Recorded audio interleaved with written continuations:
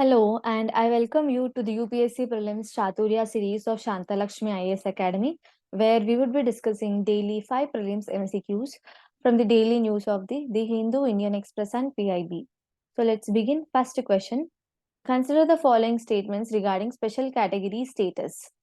So special category status is a classification given by Constitution under Article 341 to assist development of the states that face geographical and socio-economic disadvantages. Second statement, infrastructural backwardness is one of the criteria for availing special category status. Third statement, the government pays 100% of the funds in schemes that the center sponsors to states with special status. Which of the statements given above is or are correct? Only one, only two, all three, none. So if you look at statement 1, special category status is a classification given by the Constitution. No, this is not given by the Constitution. It is not at all mentioned in the Constitution. So this classification is given by the center to assist to the development of the states that face geographical and socio-economic disadvantages. So statement 1 is incorrect, as this classification is given by the center to assist the development of the states that face geographical and socio-economic disadvantages. This classification is not given by the Constitution. Statement 1 is incorrect. Coming to second statement, infrastructural backwardness is one of the criteria for availing special category status. Yes, there are few criteria to avail the special category status that we would be discussing later, and among them infrastructural backwardness is one of the criteria. So statement 2 is correct. Coming to third statement, government pays 100% of the funds that the center sponsors to states with special status. No. So government would sponsor 90% of the funds to the states with special status in case of centrally sponsored schemes, not 100%. So statement 3 is incorrect. Which of the statements given above is or are correct? Only one of the above statements is correct. That option A is the right answer. So Bihar government has been demanding for the special category status. So in this context, recently Bihar Chief Minister has said that he would launch a movement across the state if union government did not grant special category status to Bihar. So the special category status is a classification given by the center. Why? To assist the development of the states that are facing geographical and socio-economic disadvantages. What is the criteria to avail the special category status? Criteria is the states that have international border proximity, states with hilly terrain and economic disparities, sizable tribal population and infrastructural backwardness. So the criteria is international border proximity, hilly terrains, economic disparities, sizable tribal population and infrastructural backwardness. So government will pay 90% of the funds in the centrally sponsored schemes to the states with special category status. Next question, consider the following statements regarding measles. Measles is a highly contagious airborne disease caused by bacteria. Second statement, no vaccines are currently available for preventing measles. Which of the statements given above is or are correct? One only, two only, both, one and two, neither one, not two. So if you look at statement 1 is incorrect because this measles is not caused by bacteria, but it is caused by virus. So measles is a highly contagious airborne disease that is caused by virus, not bacteria. Statement 1 is incorrect. Coming to second statement, this statement is also incorrect because there is a vaccine that is available for treating measles. So statement 2 is incorrect. Which of the statements given above are correct? Neither one, not two. Option D is the correct answer. So recently, the World Health Organization and the United States Center for Disease Control and Prevention has assessed that the number of deaths worldwide has increased by 43% from 2021 to 2022. So that's why we have been discussing this disease. Measles is a highly contagious disease caused by virus. It spreads from one person to other person through breath, cough, and sneeze. It can even cause some severe complications like death as well. and it affects everyone, but it is most commonly seen in children. It infects the respiratory tract and then spreads throughout the body. Symptoms: fever, cough, runny nose, and rashes all over the body. So the vaccine that is used to treat measles were MMR vaccine. This MMR vaccine is not only injected, not only used to treat for the treatment against measles, but is also used for treating mumps and rubella. So that the name MMR vaccine denotes that M means measles and mumps and R means rubella. This measles can be avoided with 2 vaccination doses. What is India's strategy to eliminate measles? It aims to eradicate measles by the year 2023 by vaccinating 95% of the population with 2 vaccination doses under the Mission Indradhanush. Next question. Consider the following statements about city investments to innovate, integrate, and sustain 2.0 program. Statement 1. Cities 2.0 envisages fostering climate-sensitive planning in Indian cities and driving investments into urban climate action through specific projects. Second statement. All 100 smart cities are eligible to seek assistance under Cities 2.0 program. Choose the correct statements. 1 only, 2 only, both 1 and 2, neither 1, not 2. Statement 1 is correct because Cities 2.0 program will invest in those specific projects that would address the climate change in the Indian cities. So statement 1 is correct. Coming to second statement, yes, all 100 cities are eligible to seek all 100 smart cities. All 100 smart cities are eligible to seek assistance under the Cities 2.0 program. So statement 2 is also correct. Both 1 and 2 were correct statements. Option C is the right answer.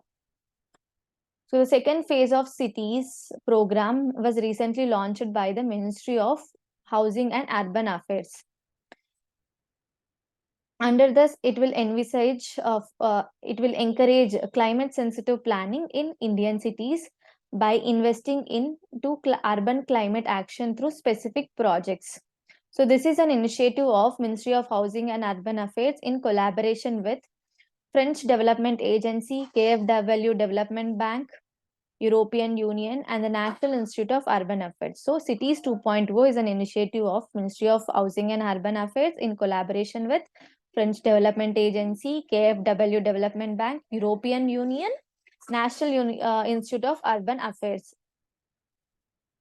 So under this program, it will bring investments into urban climate action through a selected projects that will address climate change in cities, in Indian cities. So this is Cities 2.0 will complement and it will converge with Smart Cities Mission and Swachh Bharat Mission as well to bring innovation throughout the value, to enable the innovation in addressing the waste management in Indian cities.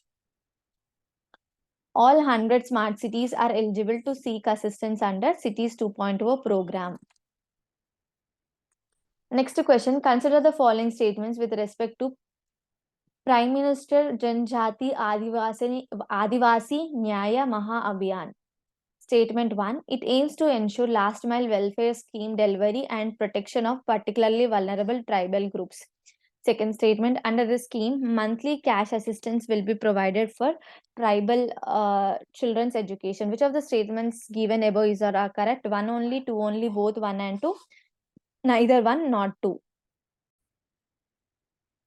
Statement 1 is correct because this scheme aims to ensure last mile welfare scheme delivery and the protection of particularly vulnerable tribal groups. It would also bring awareness about the various welfare schemes among the tribal habitations. Statement 1 is correct. Coming to second statement, under the scheme, monthly cash assistance will be provided for tribal children's education. This statement is incorrect because under the scheme, it will provide and ensure that basic facilities are available in the tribal habitation. So statement 2 is incorrect. It doesn't, under the scheme, it doesn't provide the cash assistance for tribal children education. Statement 2 is incorrect. Which of the statements given above is or are correct? Only is correct. Option A is the right answer. On the occasion of Janjatiya Gaurav Divas, that is Tribal Pride Day, Prime Minister has launched Pradhan Mantri Janjati Adivasi Nyaya Abhiyan program. So this program aims to bring holistic development of the tribal groups by ensuring last mile welfare scheme delivery and the protection of PVTGs, particularly vulnerable tribal groups. And it also ensures basic facilities in tribal habitations, and this is a 24,000 crore project especially for the vulnerable tribal groups. And on this day, Janjati Gaurav Divas, Tribal Pride Day, along with this particular scheme, Prime Minister has also launched Vikasit Bharat Sankalp Yatra, which is to bring awareness among all the villages about various central schemes. Whereas in Prime Minister Janjati Adivasi Nyaya Abhiyan scheme, it would ensure last mile welfare scheme delivery for particularly vulnerable tribal groups. Whereas in Vikasit Bharat Sankalp Yatra, it would reach out to all villages, including everyone, not just tribes. It includes everybody, and it would bring awareness about various central sector schemes in the villages. Next question, consider the following statements with respect to Pahari painting. Pahari painting is a style of miniature painting that developed in independent states of Himalayan foothills in India.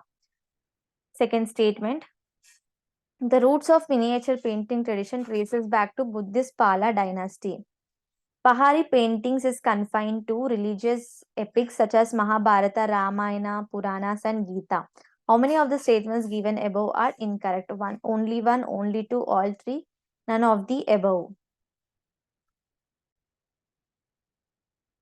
Statement 1 is correct because the Pahari, the name itself denotes mountains. So this Pahari painting has developed in independent states of Himalayan foothills in India. So statement 1 is correct. Coming to second statement, the roots of this miniature painting traces back to the Buddhist Pala dynasty. Yes, this statement is also correct. This Buddhist Pala dynasty has ruled Bihar and Bengal from 8th century to till the end of 11th century. Statement 2 is also correct. Coming to third statement, Pahari paintings is confined to religious epics such as Mahabharata, Ramayana, Puranas, Gita. This statement is incorrect because it not just confined itself to religious epics, but this Pahari paintings also features secular aspects also. It features both religious as well as secular aspects. So it is not just confined to religious epics. So statement 3 is incorrect. How many of the statements given above are incorrect? Only one of the above statements was incorrect. Option A is the right answer. So this is one of Pahari painting. The word Pahari denotes hilly or mountainous in origin. Pahari painting is a style of miniature painting that developed in independent states of Himalayan foothills in India. And this miniature painting tradition roots go back to Buddhist Pala dynasty, which ruled Bengal and Bihar from 8th century to until the end of 11th century. This Pahari paintings will feature both religious and secular subjects. But detailed paintings were made on religious epics such as Mahabharata, Ramayana, Puranas, and Gita. But it does not confine itself to religious epics. But detailed paintings are based on the religious epics. And Basoli painting, which is a school of Pahari miniature painting. It has flourished in Indian hill states during late 17th century and the 18th centuries. It is known for its bold vitality of color and line. Whereas in Deccan region, this miniature painting is flourished between 16th and 19th centuries. By this, we are concluding this session. I hope this session was helpful. Thank you.